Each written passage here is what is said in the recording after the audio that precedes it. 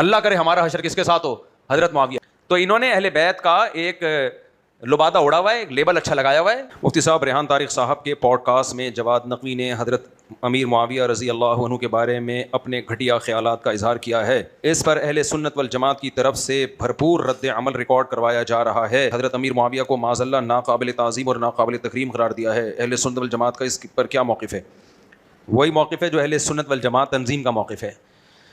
حضرت معاویہ رضی اللہ تعالیٰ عنہ کے لیے ایسے الفاظ انتہائی درجے کی توہین ہے. بھرپور سوشل میڈیا پہ آپ اہل سنت والجماعت کا ساتھ دیں, آواز اٹھائیں.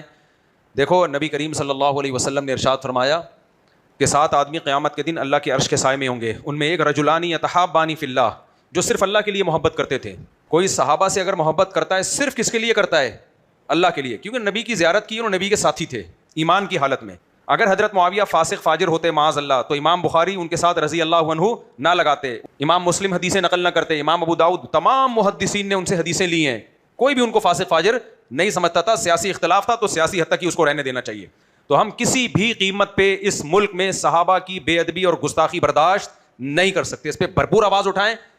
اس کو اپنے گھر کا مسئلہ سمجھیں. اگر آپ کو اللہ اس کے رسول سے محبت ہے اپنے گھر کا سمجھیں. جیسے آپ کے باپ کو کسی نے گالی دی ہے, لوگ ایسے بیانات پہ نا ہمارا نیچے کمنٹس لکھے ہوئے ہوتے ہیں لوگوں نے کہ اللہ کرے تمہارا حشر بھی حضرت معاویہ کے ساتھ ہو. اللہ کرے ہمارا حشر کس کے ساتھ ہو؟ حضرت معاویہ کے. کیوں؟ ہمیں پتہ ہے حضرت معاویہ کا حشر حضرت علی کے ساتھ ہوگا. کیونکہ جو الزام تم حضرت معاویہ پہ لگا رہے ہو نا, وہ الزام حضرت علی نے بھی نہیں لگائے ہیں. صحابہ کو برا بلا کہنے کے لیے لیبل کس کا لگایا ہے؟ اہل بیت کی محبت. یہ لیبل غلط لگا رہے ہو. اہل بیت کی محبت اگر آپ کے دل میں واقعی ہوتی تو اہل بیت کو فالو کرتے. اہل بیت کبھی بھی اصحاب رسول کے خلاف نہیں تھے. سب سے زیادہ پروٹوکول سیدنا عمر کو حضرت علی نے دیا ہے, اور سب سے زیادہ پروٹوکول حضرت عمر نے حضرت علی کو دیا ہے. یہ دونوں بھائیوں کی طرح تھے. تو حضرت علی کبھی برداشت کریں گے کہ کوئی سیدنا عمر کے خلاف زبان دراز کرے؟ یہ لوگ کر رہے ہوتے ہیں. تو انہوں نے اہل بیت کا ایک لبادہ اڑا ہوا ہے, ایک لیبل اچھا لگایا ہوا ہے. یہ شروع سے چلا آ رہا ہے. یہ جو منافقت جو پیدا ہوئی ہے نا, حضرت عثمان رضی اللہ تعالیٰ عنہ کی ساری نیکیاں ایک طرف, وہ حضرت عثمان کی ایک خطا جو غزوہ احد میں قدم اکھڑے تھے, ان کے بہت سے صحابہ کے قدم اکھڑ گئے تھے.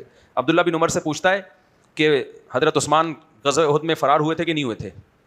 انہوں نے فرمایا کہ اگر ہوئے تھے نا تو اللہ قرآن میں کہہ چکا ہے عفا اللہ عنہم, اللہ نے سب معاف کر دیا ہے. مطلب تجھے اب وہ واقعہ اٹھانے کی ضرورت نہیں ہے. تو یہ جو منفی ذہن ہے نا, حضرت عثمان تو وہ تھے کہ نبی نے جب بیعت رضوان کی ہے نا تو اپنے ہاتھ کو سیدنا عثمان کا ہاتھ قرار دیا ہے. یہ فضیلت کسی صحابی کو حاصل نہیں ہوئی, یہ حضرت عثمان کو بھی بڑا بڑا کہتے ہیں. تو اس لیے میرے بھائی ان کے دل میں صحابہ کا بغض ہے, وہ کسی طریقے سے اظہار کرتے رہتے ہیں. خوب آواز اٹھاؤ, اس کو اپنا مسئلہ سمجھو. سمجھ میں آ رہی ہے بات؟ اپنے گھر کا مسئلہ سمجھو اس کو, کیونکہ اگر ہم نے اس طرح صحابہ کی ناموس کی حفاظت نہیں کی, یہ آگے بڑھتے چلے جائیں گے, یہ بہت بڑھیں گے آگے. ان کی بریکیں فیل ہیں, ان کا تو مذہب ہی یہی ہے. دوسری بات یہ کہ کبھی بھی کسی کی مخالفت میں اعتدال سے تجاوز نہیں کرنا چاہیے. قرآن بار بار کہہ رہا ہے لا یجرمنکم شنآن قوم علی الا تعدلوا, لمٹ کو کراس مت کرو. کچھ لوگ ریحان طارق کے خلاف بھی ایف آئی آر کٹوانے کی باتیں کر رہے ہیں کہ بھائی وہ بھی اس بھائی وہ پوڈ کاسٹر ہے, وہ پوڈ کاسٹ کسی کے ساتھ بھی کی جا سکتی ہے. پوڈ کاسٹ کرنے والا اپنے گیسٹ کی زبان سے نکلے ہوئے الفاظ کا ذمہ دار نہیں ہوتا. اس کی پوڈ کاسٹ میں جواد نقوی نے الفاظ کہیں تو ریحان طارق کے خلاف کیوں ایف آئی آر کی باتیں کر رہے ہیں اور اس کو گستاخ کیوں قرار دے رہے ہو؟ یہ پھر زیادتی ہو جائے گی. تو اس لیے جو پوڈ کاسٹ کرنے والا ہے وہ تو بھائی کسی کے ساتھ بھی انٹرویو لے سکتا ہے, کسی کے ساتھ بھی بیٹھ سکتا ہے, بات چیت کر سکتا ہے. وہ تو اپنی زبان سے نکلے ہوئے الفاظ کا انسان خود ذمہ دار ہوتا ہے. اچھا بھائی کچھ لوگ اچھا ہاں ریحان طارق کی گرفتاری کا مطالبہ کر رہے ہیں, بالکل غلط ہے. ریحان طارق کی گرفتاری کچھ نہیں بنتی. اور یہ کہہ رہے ہیں کہ وہ بھی گستاخی میں شریک ہے, بالکل شریک نہیں ہے. پوڈ کاسٹ جو بھی کر رہا ہوتا ہے, میں نے جیسے بتایا, گیسٹ اپنے زبان سے نکلے الفاظ کا خود ذمہ دار ہوتا ہے. وہ جو انٹرویو لینے والا ہے, جو پوڈ کاسٹ کرنے والا ہے, وہ ذمہ دار نہیں ہوتا. ایک آدمی کے وہ نظریات نہیں ہے, نہ وہ زبان سے کہہ رہا ہے, تو کس بیس پہ آپ اس کے خلاف اور گرفتاری کا مطالبہ کر رہے ہو بھائی؟